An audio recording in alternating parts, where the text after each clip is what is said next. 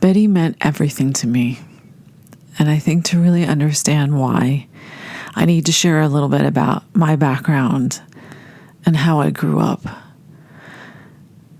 For the first half of my childhood, my dad was an alcoholic. And he wasn't a violent alcoholic, he was a depressive alcoholic.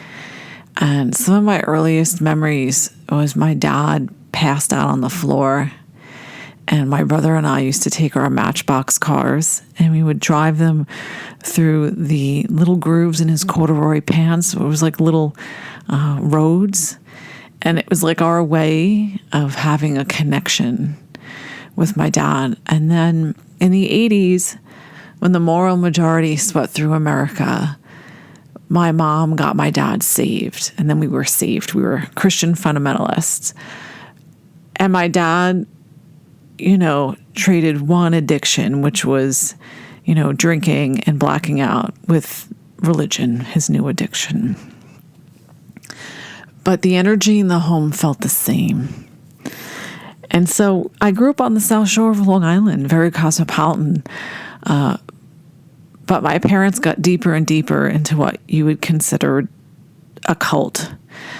So first, the TV had to go away because we couldn't have any kind of secular influence. And you couldn't listen to the radio. And then music and dancing were an issue. And little by little, any kind of connection to anything rational or anything fun was gone. It rolled into the obsession with controlling women. And it's interesting, I will watch a documentary about any cult because it always starts, the fucked up shit always starts with controlling women's bodies. And all of a sudden, we had to have skirts that went over our knee. And then we had to have socks that went all the way up. And women and really young girls were responsible for male lust. So it was all about us getting ourselves right with God and taking away the temptation. And I was an attractive little girl. And I remember when I was like 11, the people in my parents' church, they started calling me Jezebel. And I didn't know I didn't remember the story. I don't know. I wasn't tracking it. And I remember reading it in the Bible of who Jezebel was and that she was a prostitute. And I was a virgin. I hadn't even kissed a boy. And all that feeling of being misunderstood and maligned and shamed. And when adults project their sexual dysfunction on children, it's very damaging. And it distorts their normal sexual development. I just remember feeling just sick to my stomach when I was around these people for the way that they looked at me and how they made me feel.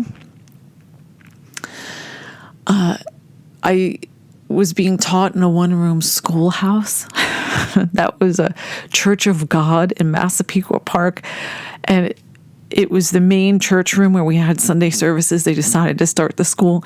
And they literally took these long pieces of particle board and these long, kind of maybe a foot wide, but very long, maybe 20 feet long, attached them to the wall, and then put these little chains with little latches so you could let down the desk.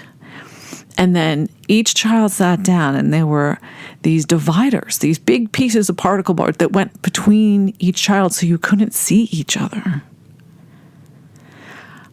It was extreme isolation. And we couldn't read secular books. Everything had to be approved. Everything had to be the Bible or some kind of Christian author. And I remember they would have services and they would talk about, someday they're going to come for you. And I just remember thinking oh, yes, the government, they're going to come for us. They're going to liberate us. And maybe that's what started my interest in law and being a lawyer and knowing how to protect myself and others in civil liberties.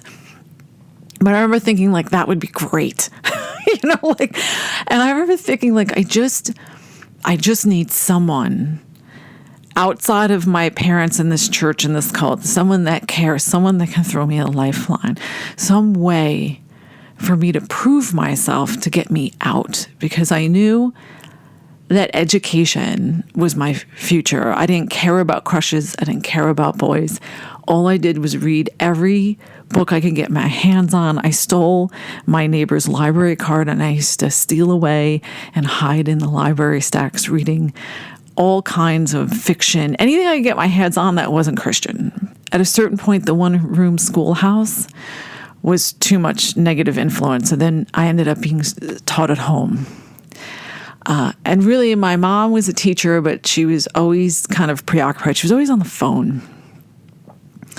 And so she would just give me a stack of these like Christian, the PACE system, these little pamphlets with information on it. It was all about God and doctrinal things. There was no science. There was no limited math. And I remember at one point having a breakdown and just crying and saying, Mom, I don't even know what a cell is. I don't know basic information that I need to know if I'm going to go to college. And the look on her face told me everything. That was the whole point. The whole point of cults is codependency. And they educate the boys, but they rarely educate the girls, because the whole point is like keep them underfoot, keep them dumb, get them pregnant early, and off they go. And I watched a lot of suffering from the women around me. No birth control. They were just pumping out babies without a lot of money. I'll never get this one woman who had just a psychotic break. She had her third child. Her husband was a dental hygienist. There was no money. You're the person. He goes to work and you're the one who has to make lunch and put clothes on them and get them in school. And she just lost it. And I'll never forget June. June used to buy me Boston cream donuts on Sundays, and we would pick her up and a couple other people from the local assisted living Laurel Haven home and take them to church. And I remember her son was getting married, and we were getting her ready and getting her hair done. And she had this big scar from the top of her skull down the side to the back. And I asked my mom, I said, what happened? She's like, oh, she had a surgery. And basically her husband fell in love with the babysitter and was having sex with her in their house. And she was very upset by it. They had 4 kids. And he treated her in such a way that he started saying, oh, she's crazy. And, in those environments, women have no rights with respect to their health care. It's all decided for them. And so he had her lobotomized. And I'll never forget her and how the feeling I had as a little girl, thinking that if I don't behave the right way, they'll cut a piece of my brain out. That I have to have, non-consensual pregnancies and give birth until my mind and my body crash. It's so violent. And so I did everything I could to keep my head down. One day they did come for me. So I remember I was sitting at home, and I think I was in my morning robe, and I was reading some Christian books, dialing it in, And this unmarked police car parked in front of my house and it had this little red or, emergency light, but it was on the dashboard. It was on the top of the car. And this guy got out, and they walked into my parents' house, and they said, we're with the state, and, it's illegal to teach your child at home unless you approve the curriculum. And my parents, God told them, and they're not going to, submit to, secular government. So they took me out of the home, and they brought me to the local high school. And they said, we're going to give you a series of tests, and we're going to see where you are from an educational level and what's going on. And I remember being in the high school, and it just seemed so big, the rooms and the hallways, and there were other kids my age. And it was so stimulating and so exciting. And they gave me all these tests. And a lot of it was the English lit part of it. The math, I was I don't know. I'm always a good test taker. I'm good at multiple choice. But I remember there was some questions about Huckleberry Finn. And I remember thinking like, okay, I don't know what this is about, but Huckleberry Finn sounds like a coming of age for a young boy. I'm going to say he's a boy because no one writes coming of age for young girls. And I really like flubbed my way like through some kind of essay, submitted all my stuff. They picked me up every day. It was like I think 4 days of testing. And a few months went by, and then my parents and myself, we were called into a social worker's office at the school. I mean, maybe she was a counselor. I don't know what the title would be. And she announced, she said, well, we have all of Carlin's scores. And she scored post-college on all of her subjects. And like, I can't believe it. I felt like Socrates, where it's like, I don't think I'm intelligent till you go to the village square. Well, I didn't think I was intelligent because I didn't have a peer group. So I'm going, oh my God, I'm not dumb. I have a future. And my parents are related. And I can't believe it. I really didn't see it coming. And it's because they felt that my intelligence and my ability to ace all of their tests proved that home instruction and raising a child with Jesus Christ everywhere around them, and it proved their religion, it proved their life choices.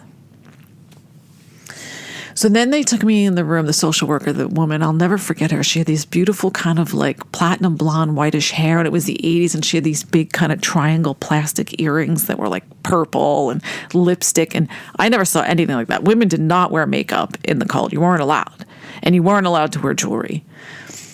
So I'm already thinking she's amazing.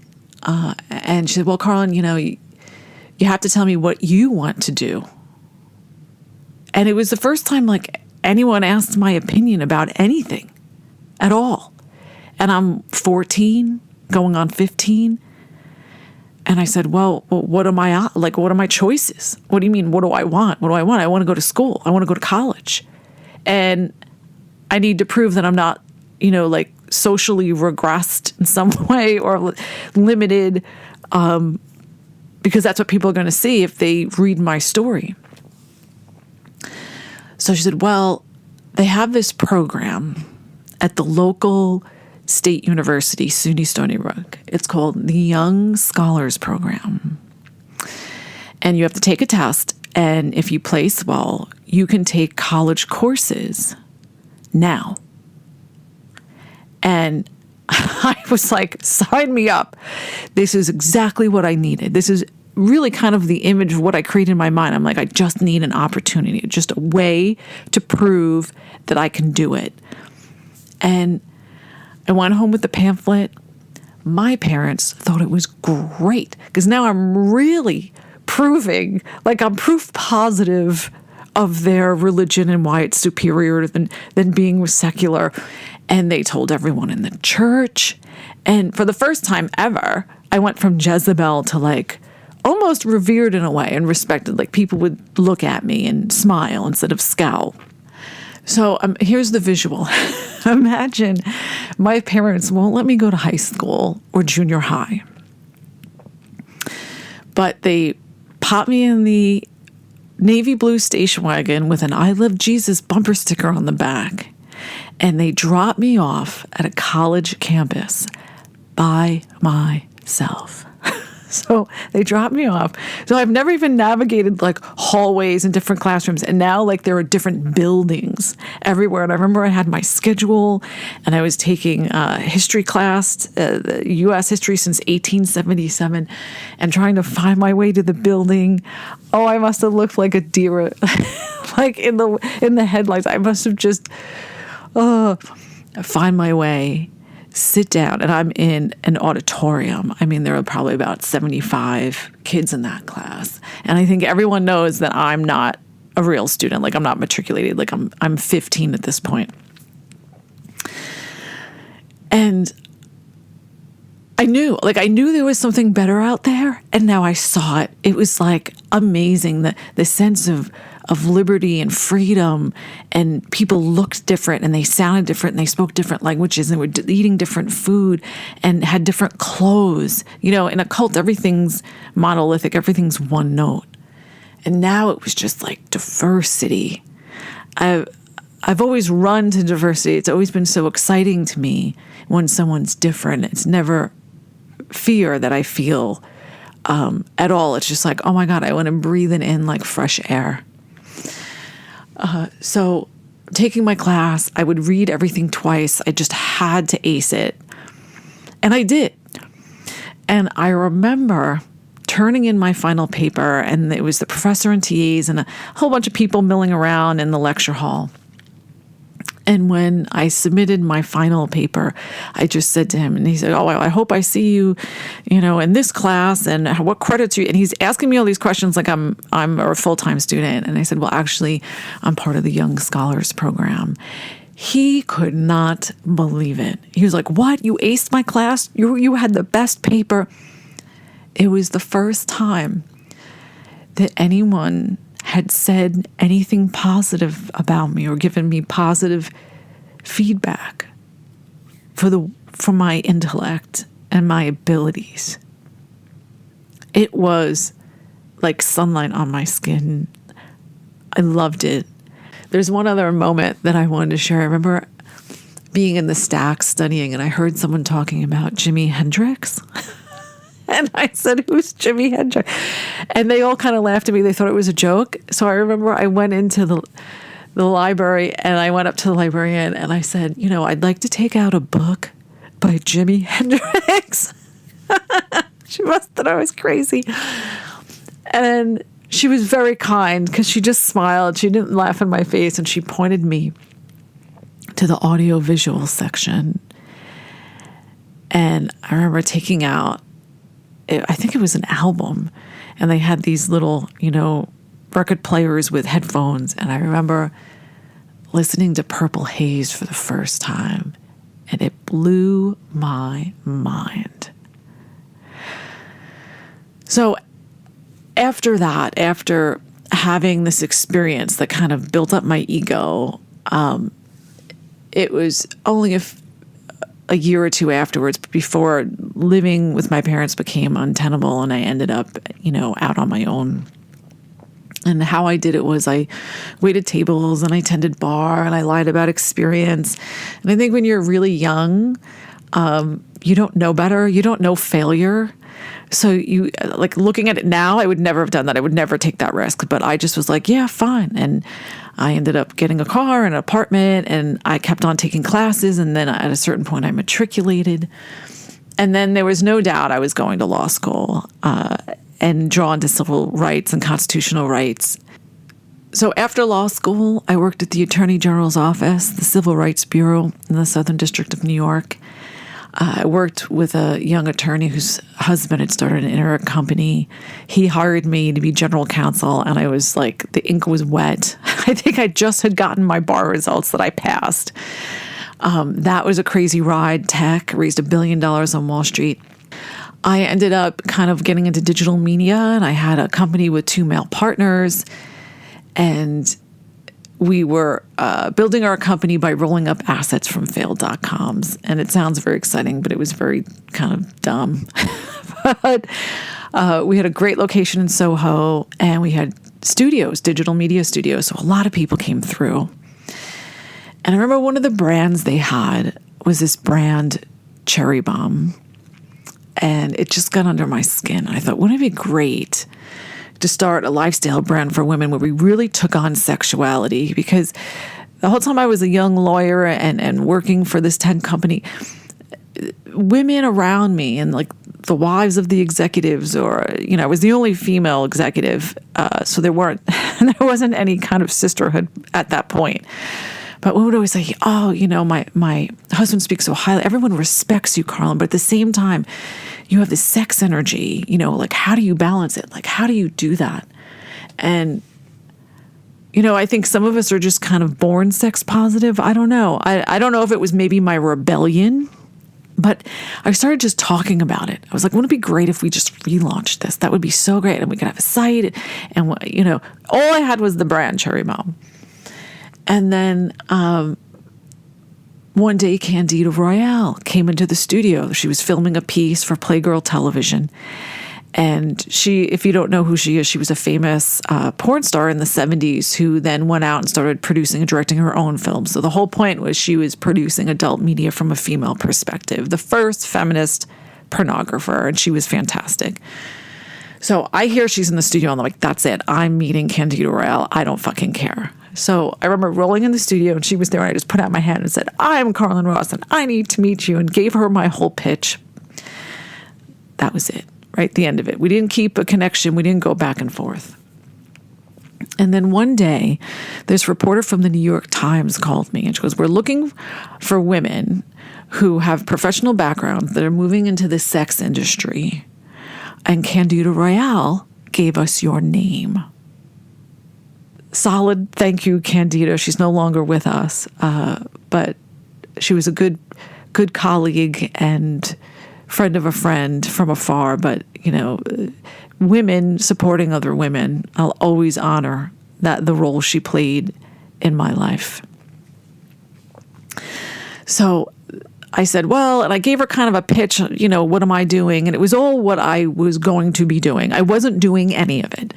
So she said, let's meet at blah, blah hotel and have some tea or coffee. So I meet her there. And we're talking, and I can tell she doesn't know where to take the story. It wasn't like she was just asking questions. And she was just throwing things out. She goes, Carlin, why do you think that women as a group are going to be looking for sex product and sex media? And I said, well, it's simple. It's the anonymity of the internet. And this is back in 2004. Okay, so the internet was just getting started. I said, if you're in a small town, you're not going to go to the sex shop or go to a sex event, or people can see you, shame, right? But if anonymously, I can go online, you're going to see women as a huge market. And we know that this is true today with the sexual wellness market. Women buy 80% of all sex product and media. And I knew in that moment, I kind of gave her the hook, but then that was that. And it was over, and she went her way, and I went back to my digital media company.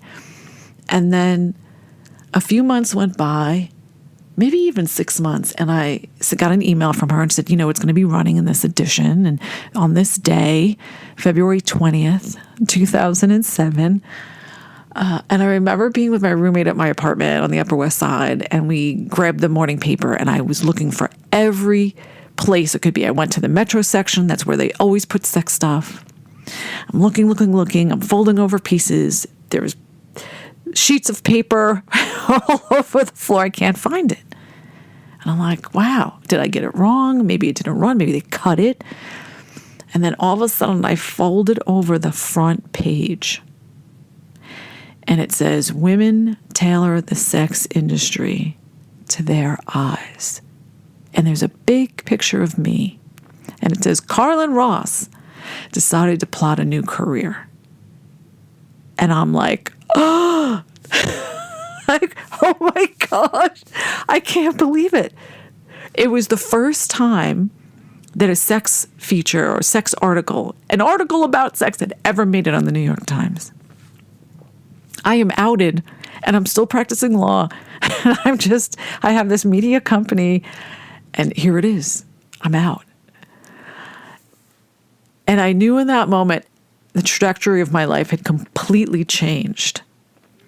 And it wasn't, I guess it was consensual, but I didn't see it coming. And I remember my partners really were upset about it. They did not like it at all because everyone was calling with congratulations, and they didn't like that I was getting so much attention. They didn't mind when I was raising the capital or writing the prospectuses or the business plans, but they really resented that I had pulled out. So that was the beginning of the end of that partnership.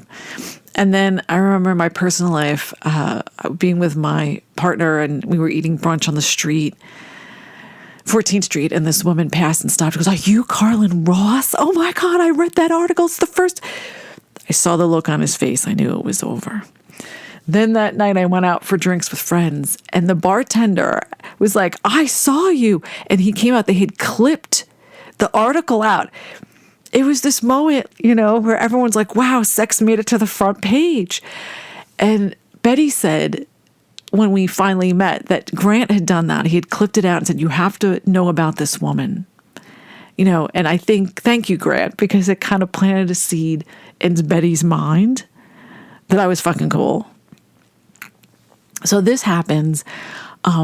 What am I going to do next? Now everyone starts calling and start doing all these television interviews. And then Playgirl TV was like, hey, we want you to produce for us or do a show with us, a round table. And I thought, okay, this is all great, but I really don't know that much about sexuality. I know I'm orgasmic, but there is so much to know, and I'm not going to pretend that I'm an expert. So I thought, okay, what am I going to do? I'm still paying off my JD. I paid off my college. I was, there was no mom and dad paying college or law school. It was on my own. So I had a small mortgage I was paying off. I thought, I can't get a PhD. It's like too much. So I thought, how am I going to force myself to read all the books, to do all the work? And I thought, well, I could start a podcast series.